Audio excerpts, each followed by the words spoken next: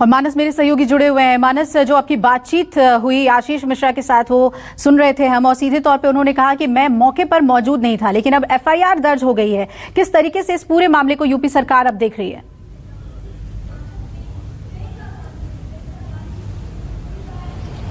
देखिए, उत्तर प्रदेश सरकार इस पूरे मामले की जांच करवा रही है। कल देर रात मुख्यमंत्री योगी आदित्यनाथ ने भी लखनऊ में एक बैठक बुलाई थी, लेकिन इस वक्त प्रशासन के सामने जो चुनौती है वो इस बात की है कि एक तरफ तो किसानों का आंदोलन चल रहा है और शव अभी भी रखे हुए हैं, और जो प्रदर्शनकारी है वो अपनी मांग पर अड़े हुए हैं कि जो आरोपी केंद्रीय गृह मंत्री के पुत्र हैं उनको गिरफ्तार किया जाए। और दूसरी तरफ तमाम सियासी दलों का प्रदर्शन भी शुरू हो गया है। कुछ तस्वीरें हम आपको दिखाने की कोशिश करेंगे कि किस तरीके से रोका जा रहा है। देखिए कि ये लखनऊ और ये माफ कीजिएगा, ये सीतापुर और लखीमपुर का बॉर्डर है, और आप देख रहे हैं कि इस पूरे इलाके में यहाँ पर फोर्स को लगातार तैनात कर दिया गया है। ये बैरिकेडिंग से रास्ते रोक दिए गए हैं ताकि जो भी पॉलिटिकल पार्टी वो अब इसके आगे न जाने पाए। और सीतापुर में प्रियंका गांधी को अरेस्ट कर लिया गया है, उनको हिरासत में रखा गया है।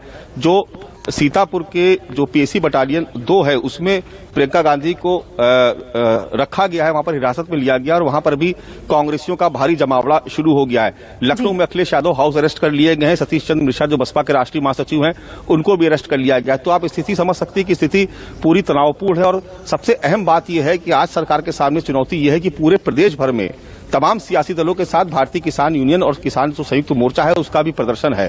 तो पूरे प्रदेश में लॉ एंड ऑर्डर की स्थिति को मेंटेन रखना इस वक्त सरकार की प्रायोरिटी में है। और इस बीच यहां पर एफआईआर दर्ज हो चुकी है। लेकिन एक बात मैं आपको और बता दूं, कल जब मैंने रात में केंद्रीय गृह मंत्री अजय मिश्रा से जब मैंने बात की थी, उस वक्त उन्होंने कहा था कि उनके भी 3 कार्यकर्ताओं की मौत हुई है, एक बड़ी साजिश, और वो खुद भी एफआईआर दर्ज कराएंगे। तो हो सकता है कि थोड़ी देर बाद अजय मिश्रा भी अपने घर से निकले। हालांकि इनके घर पर सुरक्षा बहुत बढ़ा दी गई है, लेकिन हो सकता है कि थोड़ी देर बाद वो भी घर से निकले और सीधे जाकर के एफआईआर दर्ज कराएं जो प्रदर्शनकारी थे किसान उनके खिलाफ, क्योंकि उनका साफ तौर पर कहना है कि एक बड़ी साजिश उनके खिलाफ हुई है और इसमें किसानों के बीच में कुछ उपद्रवी भी शामिल थे।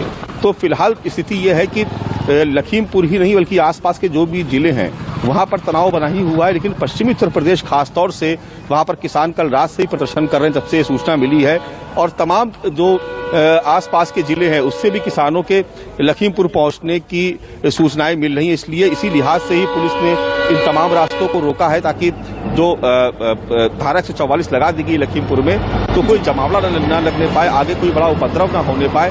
ये इस स्थिति को बनाए रखना, लॉ एंड ऑर्डर की सिचुएशन को मेंटेन रखना इस वक्त सरकार के सामने पहली प्राथमिकता है। हालांकि इस बीच एक अपडेट मैं आपको और दे देता हूं कि राकेश टिकैत जो है वो लखीमपुर के डीएम और लखीमपुर के पुलिस कप्तान के साथ वो बैठक कर रहे हैं, और उनकी 3 मांगे हैं, जिसमें पहली मांग जो है वो आशीष मिश्रा यानी मोनू की गिरफ्तारी की मांग है।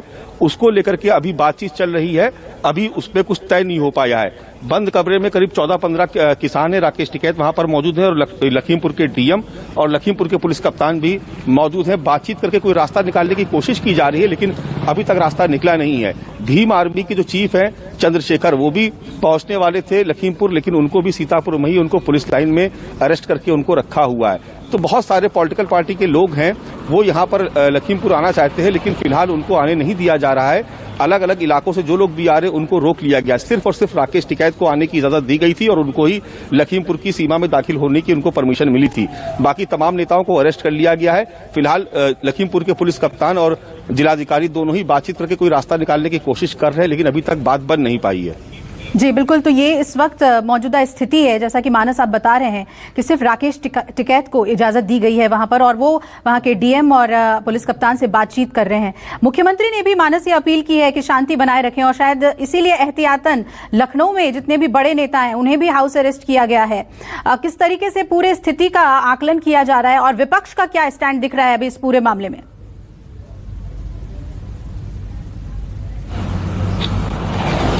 देखिए, मुख्यमंत्री योगी आदित्यनाथ ने कल रात से ही बैठकों का उनका दौर शुरू हो गया था, और आज भी वो लगातार अपडेट ले रहे हैं। और उन्होंने अपील भी जारी की है कि जो किसान हैं वो जो प्रदर्शनकारी हैं वो थोड़ा संयम रखें और कोई स्थिति पैनिक ना करें, क्योंकि वैसे ही हालात बहुत अच्छे नहीं है।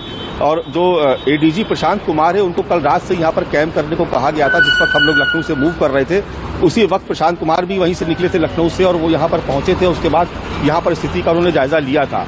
तमाम जो पुलिसकर्मी वहाँ पर मौजूद थे, उनसे भी बातचीत की जा रही है, जिनकी ड्यूटी वहाँ पर लगी थी। तो उनको आइडेंटिफाई किया गया कि कौन कौन वहाँ पर पुलिसकर्मी अधिकारी ड्यूटी कर रहे थे, उन्होंने क्या देखा, उन सबसे भी उनके भी बयान दर्ज किए जा रहे हैं। बाकी लोगों से भी, किसानों से भी बात की जा रही है।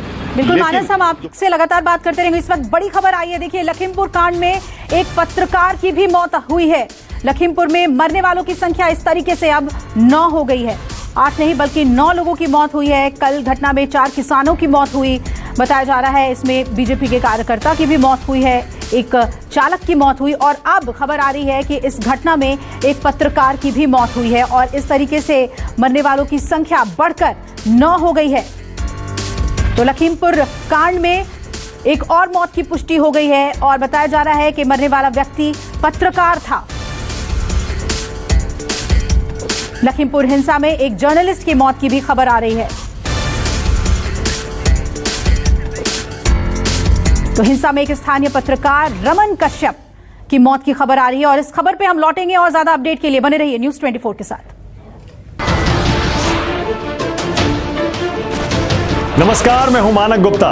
अगर आपको हमारा ये वीडियो पसंद आया हो तो इसे लाइक और शेयर जरूर करें, और हां, हमें सब्सक्राइब और फॉलो करना ना भूलें, ताकि आप देश और दुनिया की कोई खबर मिस ना करें। तो जुड़े रहिए हमारे साथ और देखते रहिए न्यूज़ 24।